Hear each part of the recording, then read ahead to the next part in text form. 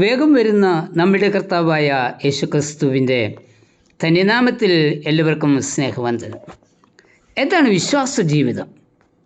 ദേവാലയ ആരാധനയിൽ പങ്കെടുക്കുന്നതും പ്രാർത്ഥിക്കുന്നതും സാക്ഷി ജീവിതം നയിക്കുന്നതും പള്ളിക്ക് കൊടുക്കുന്നതുമൊക്കെ വിശ്വാസ ജീവിതം ആകുന്നു എന്ന പലരും ധരിച്ചിരിക്കുന്നത്. എന്നാൽ വിശ്വാസ ജീവിതത്തിന് ഒരു മറുവശം കൂടിയുണ്ട്. അതായത് വിശ്വാസ ജീവിതം പൂർണ്ണമാകണമെങ്കിൽ അയൽക്കാരനോടുള്ള നമ്മുടെ ബന്ധം കൂടി ശരിയാക്കണം. തമ്മിൽ സ്നേഹമുള്ളവരായിരിക്കണം എന്നത് കർത്താവിൻ്റെ കൽപ്പനയാണ്. കർത്താവ് പറഞ്ഞു, ഞാൻ നിങ്ങളെ സ്നേഹിച്ചതുപോലെ നിങ്ങളും തമ്മിൽ സ്നേഹിക്കണം. യോഹന്നാൻ 15:12. യേശുവിന് നമ്മെ സ്നേഹിച്ചിട്ട് ഒന്നും നേടിയെടുക്കുവാനില്ലായിരുന്നു. ആരിൽ നിന്നും ഒന്നും എനിക്ക് വേണ്ട എങ്കിൽ പിന്നെ എന്തിന് മറ്റുള്ളവരെ സ്നേഹിക്കണം എന്ന് നമ്മൾ ചോദിച്ചേക്കാം. നമ്മിൽ നിന്നും ഒന്നും വേണ്ടാതിരുന്നിട്ടും കർത്താവ് എല്ലാവരെയും സ്നേഹിച്ചു. യോഹന്നാൻ 13:1 വായിക്കുന്നത്, പെസഹായി പെരുന്നാളിന് മുൻപ് താൻ ഈ ലോകം വിട്ട് പിതാവിൻ്റെ അടുക്കൽ പോകുവാനുള്ള നാഴിക വന്നു എന്ന് യേശു അറിഞ്ഞിട്ട് ലോകത്തിൽ തനിക്കുള്ളവരെ സ്നേഹിച്ചതുപോലെ അവസാനത്തോളം അവരെ സ്നേഹിച്ചു. യേശുവിൻ്റെ സ്നേഹം അവകാശപ്പെടുവാനുള്ള എന്തെങ്കിലും യോഗ്യത നമുക്കുണ്ടോ? ഒന്നുമില്ല. എന്നിട്ടും പ്രാണനെ പോലും നൽകിയ അവൻ നമ്മെ സ്നേഹിച്ചത്. റോമർ 5:8 പറയുന്നത്, ക്രിസ്തുവോ നാം പാപികളായിരിക്കുമ്പോൾ തന്നെ നമുക്ക് വേണ്ടി മരിക്കയാൽ ദൈവം തനിക്ക് നമ്മോടുള്ള സ്നേഹത്തെ പ്രദർശിപ്പിക്കുന്നു. പാപികളായ നാം ദൈവസ്നേഹം അർഹിക്കുന്നവരല്ല, എന്നിട്ടും അവൻ നമ്മെ സ്നേഹിച്ചു. യേശുവിൻ്റെ ഈ സ്നേഹത്തോട് പ്രതികരിക്കേണ്ടത് യേശു നമ്മെ സ്നേഹിച്ചതുപോലെ മറ്റുള്ളവരെ സ്നേഹിച്ചുകൊണ്ടായിരിക്കണം. മറ്റുള്ളവർ ആരാണ്? നിത്യജീവൻ ലഭിക്കുവാൻ എന്തു ചെയ്യണം എന്ന ചോദ്യവുമായി ഒരു ന്യായശാസ്ത്രി കർത്താവിൻ്റെ അടുക്കൽ വന്നു. ന്യായപ്രമാണത്തിൽ എന്തു പറയുന്നു എന്ന് കർത്താവിനോട് ചോദിച്ചു. ന്യായശാസ്ത്രി പറഞ്ഞു, ദൈവത്തെ സ്നേഹിക്കണം, കൂട്ടുകാരനെ സ്നേഹിക്കണം. ലൂക്കോസ് 10:27. തന്നെ നീതീകരിക്കുവാനുള്ള ശ്രമത്തോടെ ന്യായശാസ്ത്രി യേശുവിനോട് ചോദിച്ചു, ആരാണ് എൻ്റെ കൂട്ടുകാരൻ? ഈ ന്യായശാസ്ത്രിയെ പോലെയാ നാമും. ഉത്തരമറിയാം, എങ്കിലും സ്വയം നീതിമാനാകുവാൻ ചോദ്യങ്ങൾ ചോദിച്ചുകൊണ്ടേ ഇരിക്കും. ന്യായശാസ്ത്രിയുടെ ചോദ്യത്തിന് കർത്താവ് നല്ല ശമര്യക്കാരൻ്റെ കഥ പറഞ്ഞു. എന്നിട്ട് ചോദിച്ചു, പുരോഹിതനോ ലേവ്യനോ ശമര്യക്കാരനോ ആരാണ് മുറിവേറ്റവന് കൂട്ടുകാരനായി തീർന്നത്? ന്യായശാസ്ത്രി പറഞ്ഞു, അവനോട് കരുണ കാണിച്ചവൻ. ലൂക്കോസ് 10:37. ആവശ്യത്തിലിരിക്കുന്നവർ ആരോ അവരാണ് നമ്മുടെ കൂട്ടുകാർ. വിവിധ ആവശ്യങ്ങളിൽ ഭാരപ്പെടുന്ന അനേകർ നമ്മുടെ ചുറ്റിലുമുണ്ട്.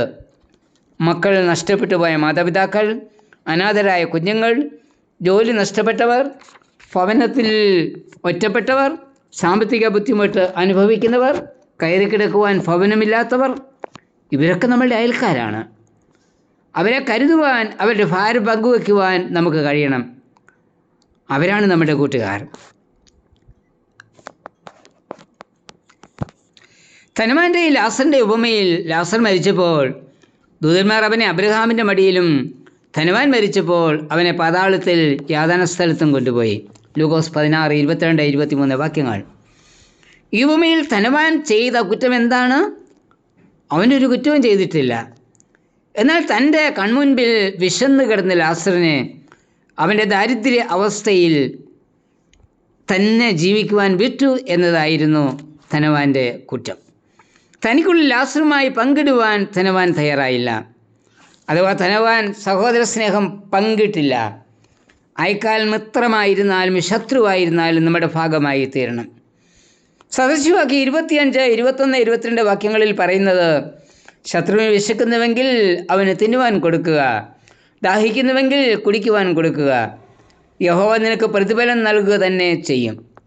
അതായത് അവരെ ഒരിക്കലും നമ്മിൽ നിന്ന് മാറ്റി നിർത്തരുത്. ഇന്ന് ആധുനിക മനുഷ്യനെ ഗ്രസിച്ചിരിക്കുന്ന ഏറ്റവും വലിയ രോഗം തങ്ങൾ ആരാലും സ്നേഹിക്കപ്പെടുന്നില്ല എന്ന ചിന്തയാണ്.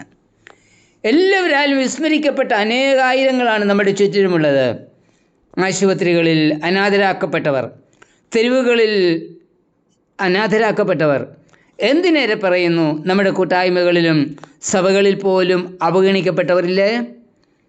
അവരിലേക്ക് നമ്മുടെ സ്നേഹത്തിൻ്റെ കരം നീട്ടുവാൻ നമുക്ക് കഴിയുന്നുണ്ട്. മറ്റുള്ളവരെ സ്നേഹിക്കുക എന്ന് ദൈവത്തെ സ്നേഹിക്കുന്നതിൻ്റെ തെളിവ് കൂടിയാണ്.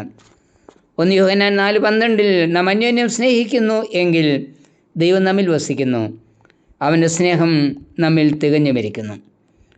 1 യോഹന്നാൻ 4:7 പറയുന്നത് സ്നേഹിക്കുന്നവനെല്ലാം ദൈവത്തിൽ നിന്ന് ജനിച്ചിരിക്കുന്നു, ദൈവത്തെ അറിയുകയും ചെയ്യുന്നു. സ്നേഹിക്കാത്തവൻ ദൈവത്തെ അറിഞ്ഞിട്ടില്ല. ശാന്തമായി ചിന്തിക്കുക. നാം ദൈവത്തിൽ നിന്ന് ജനിച്ചവരാണോ? ദൈവത്തെ അറിയുന്നവരാണോ? ദൈവത്തെ സ്നേഹിക്കുന്നു പറയുകയും സഹോദരനെ പകയ്ക്കുകയും ചെയ്യുന്നവൻ കള്ളനാകുന്നു. 1 യോഹന്നാൻ 4:20. സഹോദരനെ സ്നേഹിക്കുന്നവൻ തനിക്കുള്ള നന്മകൾ അവരുമായി പങ്കുവെക്കും. H.H. ഫാർമറിൻ്റെ ഒരു വാചകം ഉച്ചരിക്കട്ടെ. When I look at the face of God, I see the claims of man. And when I look at the face of man, I see the claim of God. കർത്താവേ, ദൈവത്തിൽ കൂടി മനുഷ്യൻ്റെ താല്പര്യങ്ങളെയും മനുഷ്യനിൽ കൂടി ദൈവത്തിൻ്റെ താല്പര്യത്തെയും കാണുവാൻ എന്നെ സഹായിക്കണമേ. ആമേൻ.